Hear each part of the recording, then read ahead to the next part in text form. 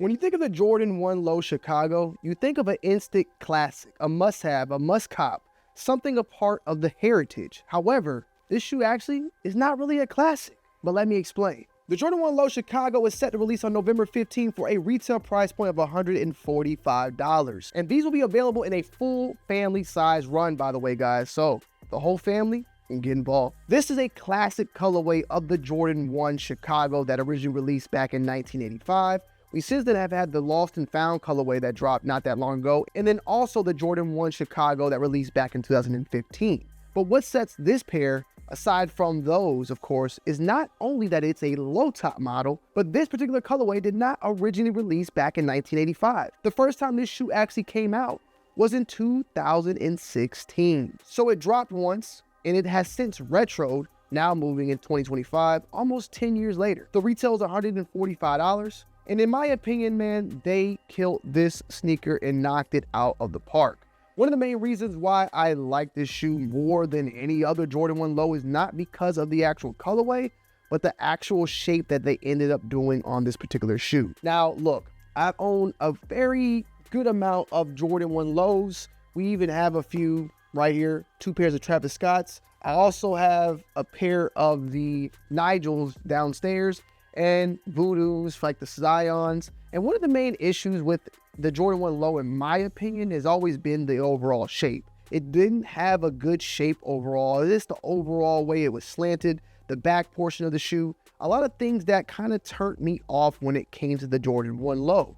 But the Jordan 1 Low that was on the Travis Scotts and other collaborations, they always seem to have a slightly different shape and different look, which definitely made me like them more. They nailed this one in my humble opinion, and they got the shape just how I like it on this particular pair, and that is also one of the reasons why I am going to be picking this one up. The actual quality of the shoe itself is very nice, and this is not a Jordan 1 Low 85 or any of the 85 series that utilizes that thicker type of material. This is a standard Jordan 1 OG, but just in a low form. Of course, when it comes to the 85 version, this shoe would have cost around, I believe, $180. As they recently dropped the Jordan 1 Low in the metallic navy, which was an actual OG colorway.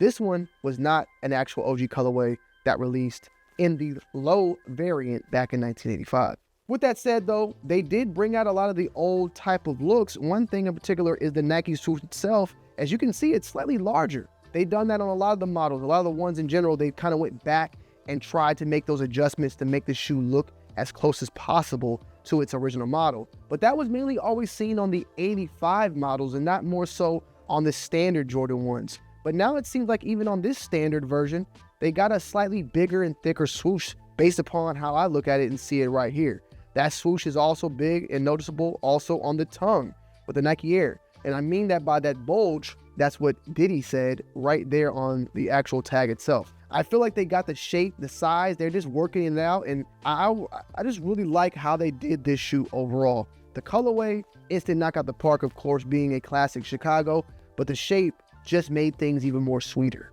The back portion of the actual wing logo, the flight, or the wing logo, I would say, my bad, is actually debossed and printed. So you had that texture going on. Back in the days, Jordan Brand just would simply throw on the print over top, and you had that smooth leather. Now it's texturized. You rub your fingers over it and you can feel the actual debossing of each and every word, each and every detail of the wings and the ball, everything. You can actually feel it yourself. The Nike Air is also featured on the inside as well, with the white insole and a red Nike Air, featuring the black set of laces that are, of course, iconic. These also do feature an additional set of laces that you have here in the white. So you have those extra set of laces there. There are no set of red laces, which sometimes comes pretty standard when it comes to the Jordan 1s, but they're not there. The box itself, I would say that they kind of went very light on the box. I feel like this box is extremely small. Like the shoes are smashed in there like some goddamn Krabby Patties. It just feels too small in my humble opinion. I know I'm being picky here, but I don't know. I just feel like it sounds stupid. I know, but I'm just saying, guys, they're barely making it in there, okay? They're barely making it in there. Do I super care? Nah, not really, but it is something worth mentioning, okay? On the labeling, it says Air Jordan Retro Low OG. Check it out. Now, this is Varsity Red, Black Summit White, and your pretty standard overall Jordan 1 11. Now, these are definitely, though, in the market right now, going slightly above retail. I think these are actually going to perform fairly well. And it's kind of wild because a lot of Jordan 1s, for the most part, are flatlining. They're sitting. They're not doing well. It's been like that for years at this point. Like a lot of them out there, you might get a couple of stragglers, a couple hit and miss here and there, and this seems like it's going to be one. Now, the Jordan 1 is entering its 40th year anniversary.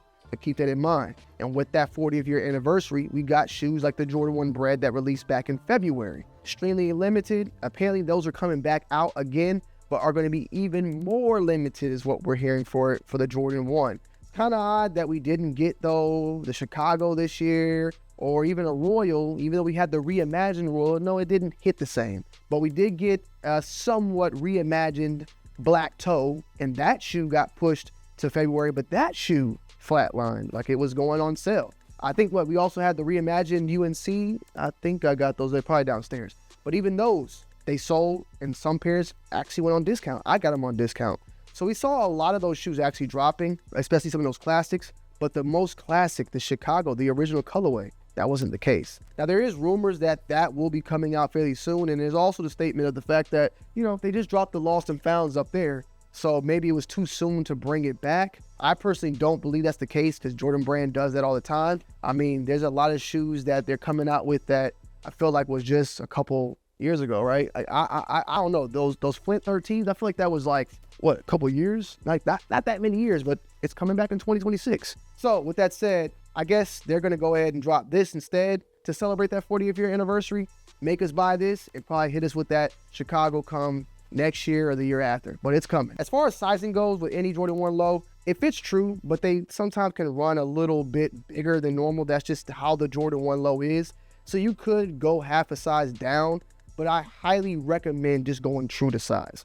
I'd rather you go true to size than try to get a snugger fit. But if you're somebody that likes the snug fit and like to have your shoes like not crease as much, you can go that route. Me personally, I'm going true to size. My size range is 8.5 and 9. True to size is usually 8.5 or 9. That's just how it is. But I'm going to go with my lower size, which is 8.5. I could probably even wear up to a 9.5 when it comes to sneakers, but I do like my shoes slightly snug just because I like how they look. I like that they don't crease as much. It's my personal overall decision. So with that said, we have the Jordan 1 Low Chicago dropping November 15th, 145, and these will be in a full family size run, so the whole family can get involved. So with that said, let me know down below, are you copping these or not? I love y'all. I appreciate y'all. I'm out. Peace.